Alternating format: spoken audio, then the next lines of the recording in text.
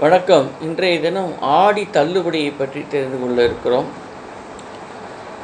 பல வைணவ சைவ மகான்களின் திருநட்சத்திரம் மற்றும் குரு பூஜையும் அமைந்த மாதமாக ஆடி மாதம் அமைந்திருக்கிறது. ஆடி என்ற சொல்லுக்கு பல்வேறு விதமான பொருள்கள் உண்டு.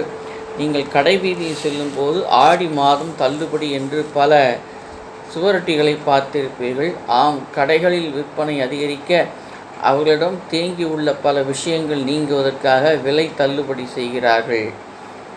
ஆன்மீகத்திலும் இந்த ஆடி மாதத்தில் செய்ய வேண்டிய ஆடி தள்ளுபடிகள் நிறைய உண்டு.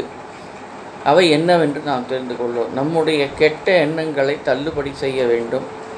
வஞ்சம், சுயநலம், சூதுவாது முதலிய எண்ணங்களை கழித்து கொள்ள வேண்டும்.